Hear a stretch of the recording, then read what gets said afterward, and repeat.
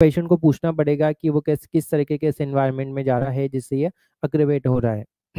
Now so यहाँ पे patient खुद ही कहेगा कि बार बार होता रहता है, फैमिली हिस्ट्री भी मिल सकती है, अस्थमा राइनाइटिस किसी की भी, और सेकेंडरी इन्फेक्शन में यदि वहाँ पे पस हो, क्रस्ट हो, पेशेंट को बुखार आ जाए, दर्द हो लीजन में, तो वो सेकेंडरी इन्फेक्शन होगा। उस केस में आपको खाने और लगाने दोनों के लिए एंटीबायोटिक यहाँ पे देनी पड़ेगी। सो और दूसरे डिसऑर्डर को भी आप यहाँ पे रूल आउट कर सकते हो, बट सिम्टोमेटिक ट्रीटमेंट यहाँ पे यही रहेगा।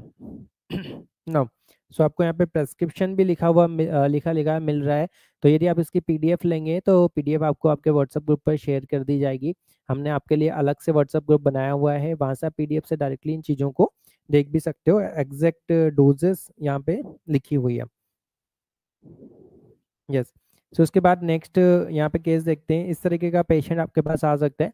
ओपीडी में केस काफ़ी ज़्यादा कॉमन है। एक 5 से 8 साल का बच्चा आपके पास आएगा, उसके फेस पर ऐसे सफ़ेद सफ़ेद गोल गोल निशान होगा, हल्का हल्का, ये एकदम मिल्क जैसा वाइट भी नहीं होगा कि आप इसको विटिलिगो बोलो।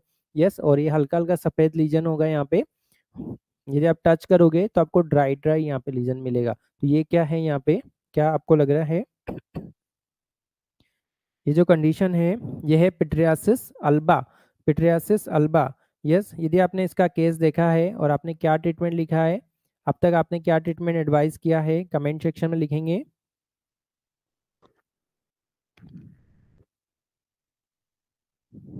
यस, क्या ऐसा केस पहले कभी देखा है?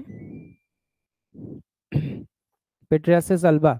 यदि ऐसा सफ़ेद सफ़ेद कुछ दिखे आपको, ड्राइनेस से हो रहा है, तो ये एटोपिक डर्मेटाइटिस का ही एक पार्ट है। तो इसमें आपको फेस है, फेस पर यदि आपको इस डर्मेटाइटिस में, क्योंकि ये इन्फेक्शन नहीं है, स्टीरॉयड यहाँ पे देना पड़ेगा। तो सबसे वीक पोटेंसी का जो स्टीरॉयड होता है हाइड्रोकोर्टिसोन 1% की क्रीम थोड़े से टाइम के लिए यहाँ पे लगाने के लिए दे सकते हो। ऐसे ही एक वीक स्टीरॉयड होता है डेसोनाइड,